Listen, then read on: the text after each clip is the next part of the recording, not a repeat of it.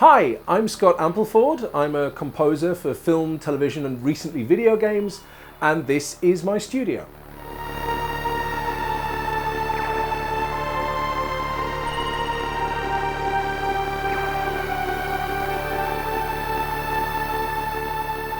So let's start with the computer. I'm using a 2010 model Mac Pro. I bought it in 2011 or 2012. And I've just been using it solidly ever since. It's an absolute workhorse. I am hoping to replace it this year or early next year because it is beginning to show some signs of its age, but it still does everything I need it to do. So I really can't complain. It's fantastic. My software of choice for making music is Logic. I just like Logic. It does everything I need it to do right out the box. It works really well with all my plugins and scoring to picture, which is something that I do an awful lot. It's really perfect for that. I also kind of trained on it. Logic was the software of choice that my university used and my college before that. So it's just what I'm most comfortable with. I have a 3-monitor setup, which I'm sure someone will think is quite extravagant and someone else will say that's not enough. But again, for scoring to picture, this is kind of the perfect system for me, where I can sort of have video playback, the project window and a mixer or a score window open at the same time, and I can just sort of keep a close eye on everything that's going on. In terms of audio in and out, I use a PreSonus Fire Studio Project, which is actually a really cool little audio interface. I'm kind of maligning having to upgrade my computer because with the newer models of computer, these are no longer compatible. But this is fantastic. 8 inputs right in the front, which is just super handy. A lot of audio interfaces, everything's tucked around the back and they force you to use patch bays, but having everything in the front is really, really handy. So I absolutely love that. And then elsewhere on the desk, I should probably talk about my monitors. These are Edarols. I always forget the numbers. What are these? MA10As. These are sort of rubbish, but they're good enough for what I need. I am not a producer. I mix my own stuff when I have to, but more than anything else, I'm a composer, so I need to hear what the notes are doing, and these are perfectly fine for that. I actually got these for free, which is why I've been so reluctant to replace them. An old school teacher, they were broken. An old school teacher told me that if I could fix them, they were mine. I fixed them, so they're mine now. Elsewhere on the desk, I've got a small-ish collection of pedals. I'm not massively into pedals. There's something I'm beginning to explore more recently. I think it would be nice to have an analog version of all the basic effects, chorus, flanger, phaser, overdrive, fuzz, that sort of stuff. And so I'm sort of beginning to put together a little pedal board that allows for that. But yeah, I got some stuff from Behringer and TC Electronic, kind of inexpensive stuff, and then some really lovely pedals from Greg Lounsbury at Lounsbury Pedals, which I really, really love. Those are great. Then moving on to sort of synthy stuff that I have around here, I've got the Behringer Wasp Deluxe, which is kind of just here because I have nowhere else to put it. At this moment in time, I have plans for it, but they haven't come into play yet. But it's just a really kind of useful monosynth to have on hand. It's got quite a characterful sound. And then below that, I have tucked away my Waldorf Streichfett, which is on my desk because it does get a lot of use. That sort of 70s string ensemble sound was something that was really important to my last couple of albums, Spiral to the Center and Vortex. But once you sort of step away from those kind of sounds, it also does lots of very interesting sort of harsh, cold digital stuff, which I find quite useful. And then the last sort of synthy thing that I have on here is I have a Korg M3R rack unit, which is basically the Korg M1 in a box, I believe. I bought that on a whim like 10 years ago for very, very little money and then never used it. And then a few years back, I was about to sell it and I got a job composing the score to an animated show called Motorcycle Boyfriend. And sort of 90% of the score is the M3R. So now I can never sell it. So my MIDI master keyboard is a Studio Logic SL990 Pro. I chose this because it was the cheapest master keyboard that I could find with hammer action keys. That was kind of it. It was hammer action keys and a mod and pitch wheel. I didn't want one with lots of faders and drum pads and extra encoders and stuff like that. I just don't need it. It doesn't really fit into my workflow. So I just wanted a master keyboard with a modern pitch wheel and hammer action keys, and this was the cheapest option available. And it's great. It feels nice. It has a good response, and I sort of sequence everything into Logic with that. Orchestral music, electronic music, everything. It's great. Above that, I have my Yamaha DX7, which is, of course, one of the most important synthesizers of the 80s. I bought this in like 2014 when I was working on a score that really wanted that super retro 80s over-the-top kind of sound, and obviously it's fantastic for that. These days it doesn't get quite so much use. I am actually thinking of getting rid of it, but for the moment it sort of sits there and is unintrusive, and every now and again I'll do something that needs something bell-like or something, and that's fine. But then crossing to the real centerpiece of my studio, this is of course my MU modular synthesizer. I absolutely love this. This is my baby.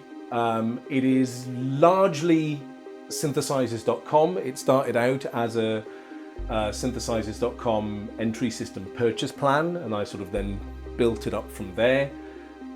Sort of the plan for it was I wanted it to be like the ultimate mono synth.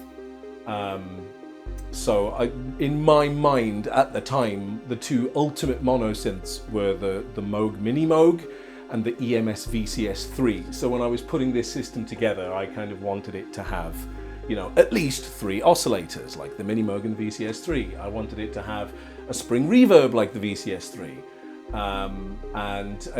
Choosing my filters was important. And, so now I've got the Moog style ladder filter from DotCom, and the Sea Devils filter, which is the VCS3 type filter from STG Sound Labs.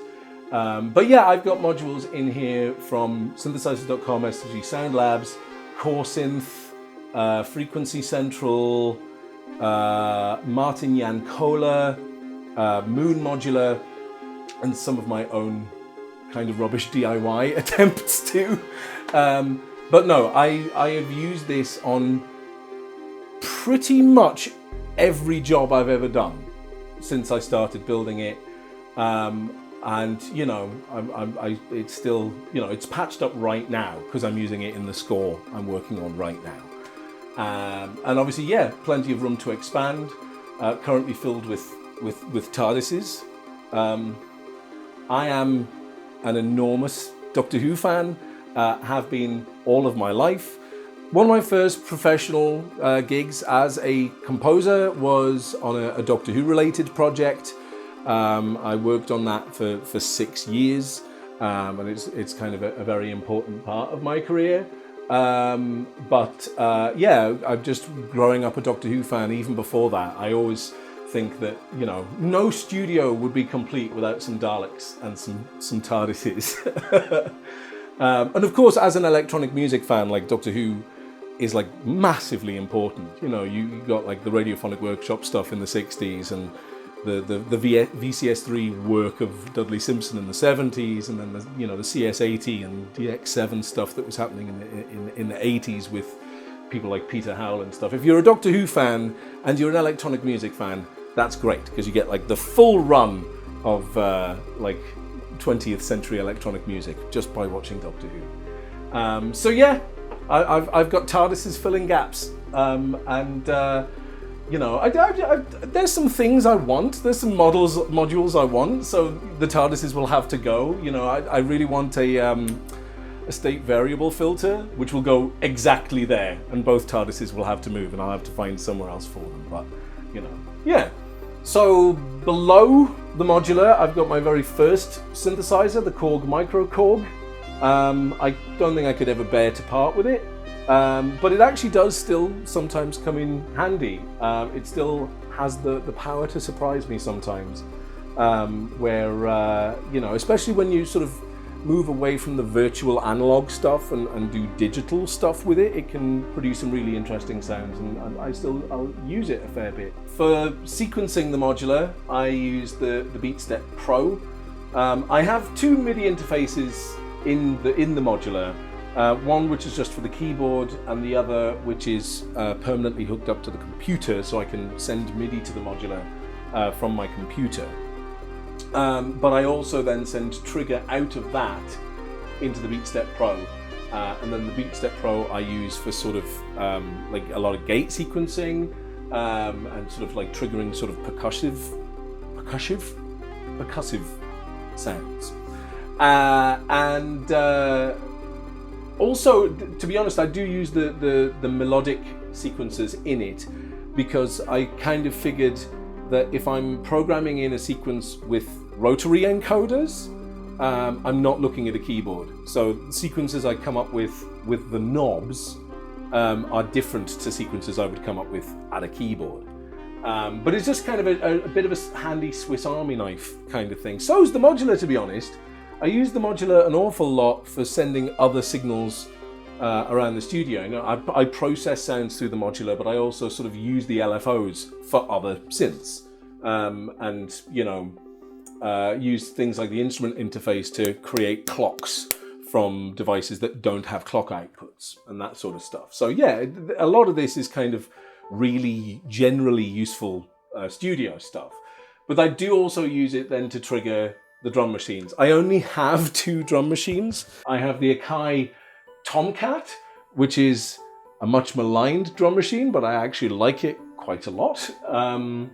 It's an analog drum machine. It's only got like 5 voices, but I have found that it actually sits in a weird niche where it kind of produces sounds that feel a little bit like some really old drum machines. You know, it kind of can sit in the sort of Korg Mini Pops, Roland CR78 kind of camp, and that's where I use it. And then the other drum machine I have is the Volca Beats, which has become a little bit of a classic, even though it is the butt of some jokes. But it's a really decent analog drum machine. The kick, I think, sounds fantastic, and it kind of, all the other sounds have this sort of lo-fi charm that I find quite good, but then the snare, if you use it in conjunction with the stutter, you can really like fatten it up and it will sound sort of pretty big, and I like that. Yeah. Moving away from this section to the other sort of synth wall, you know, I do have like bass guitar, keytar that gets very occasional use, electric guitar. I have a few acoustic instruments dotted about the studio. I've got like a trombone and a violin and didgeridoo and various shakers and stuff like that, and percussion instruments. I've got lots of recorders. I do a lot of stuff with recorders, especially at the moment. I just bought a tenor recorder for the score I'm currently working on. But yeah, the guitar, it's really nothing special. It's an Argos special. Argos, for viewers not in the UK, used to be a shop that had a very, very thick catalogue that you would scroll through. And when you were a child, that was your Christmas list. You would just put like ticks next to toys. And then when you sort of become an adult, you go in there and you flick through this enormous catalogue, and you you basically take a special number to a person at the shop who then goes out the back and gets something for you. So this is an Argos guitar. So it's not great, but I'm not a guitarist. A guitar is something that's always very handy to have. I do occasionally play a bit of guitar. I actually played a surprising number of the guitars on the Spiral to the Center album, but most of it, you know, I hand over gladly to people who actually know what they're doing. But for sound design and stuff, a guitar is really handy. But yeah, this is kind of the other synth wall in the studio. I've got various bits and bobs. This is very much in flux. Things move about quite a lot and things aren't all necessarily as hooked up as they should be. I have no MIDI on this side of the room yet, which isn't causing me any problems right now because I've got some kind of vintage stuff and some voltage control stuff, so I can send voltage from over the modular and control stuff that way. But starting sort of from the bottom here, I have this Bontempi HF201, which is actually a really rubbish organ from the early 1980s. This is like a £20 Facebook Marketplace find, and I thought it sounded a bit like a string machine. So I kind of use it as a string machine, and it's very endearing, so I keep it around. It also has this inbuilt like drum machine, which again sounds rubbish, but kind of is useful. I actually use that on Vortex, the track part 7 of Vortex. The main drum machine is that. But yeah, that sort of perfect vintage vibe. Above that, I've got my Roland Juno 6. I love the Juno 6. It's a fantastic little synthesizer. You know, not a huge amount needs to be said about the Juno 6 because it's kind of ubiquitous. It's from the 80s. It sounds like it's from the 80s. But also I found it in my line of work. If you don't use it with the chorus, it is the perfect mix sitter. It just sits in a mix perfectly because it's one oscillator per voice and they are DCOs. So they're all like hyper stable and they'll just sit there and it's great. Basses, pads, leads, weird sound effects. It's fantastic. It's really good, I think, in film music. And then up here, I have some Behringer stuff.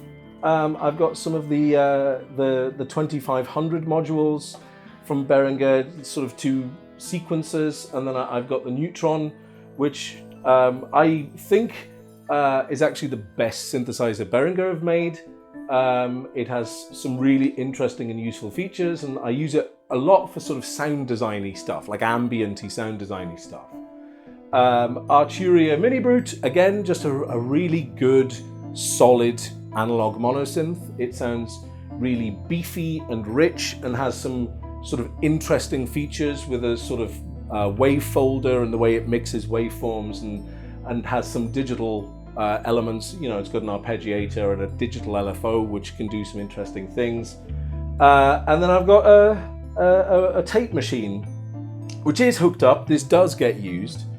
I have 2 of these Akai 4000 DS's. This is a Mark 1. I've got the Mark 2. I bought them several years ago when I was doing a film score that needed to sort of sound like it was done by the BBC Radiophonic Workshop, that sort of 50s and 60s early electronic music vibe. So I got 2 of these machines and I was doing feedback and loops and splicing and sort of frippatronics and stuff like that. And I kept a hold of them, and I now use it for sort of grungifying and general vintagification of sounds, but also for tape delay. Some of the tape delay on the Vortex album actually came from that, and it's kind of, it's not a pro machine, it's a consumer machine for the home market, so it kind of isn't as good as other tape machines, and therefore it has a sound that I find quite useful. Every studio needs a lava lamp. This is a Akai S2000 sampler. Again, it's got a really, really grungy sound. You know, I sampled the modular into it to make the modular polyphonic, but you know, it kind of isn't a really good replication of the sound, so everything sounds a little bit crap. But as I've said before in videos in the past, sometimes a little bit crap is exactly the sound you're looking for. And then this side of the room is kind of the anomaly side of the room. This is kind of storage. I've got music books and files and folders. These drawers are full of various percussion instruments and woodwind instruments and power supplies and computer parts. And then I've got things like a bench drill and some electronic components in case I need to do any electronic DIY stuff. You know, I built a weird sound generator from Music from Outer Space, and I've built some modules, and you know, just kind of having that space is kind of handy. But the one thing that it's kind of probably quite evident just from looking around the space and by hearing me in it is there's no acoustic treatment in here. I have carpet on the floor, and that's your lot in terms of acoustic treatment. And that was actually quite a conscious choice on my part, because I spend most of my life in here writing music, and that's the point. I'm writing kind of more than I am recording, and if I am recording, it's largely electronic. And so I had a choice between putting up, you know, acoustic panels, and yes, you can get some attractive acoustic panels, or putting up some art. And I thought, well, seeing as this is a space I'm going to spend the rest of my life in, and it has no windows, art was a good idea. So I've sort of filled the wall with, you know, these are all posters from projects I've worked on in the past, and there's plenty of other wall space that I'm going to adorn with stuff like that. But that kind of concludes the tour. This has been my studio. I want to thank you enormously for watching the video. Thanks for touring my studio with me. I hope you've enjoyed, and I'll see you in the next one.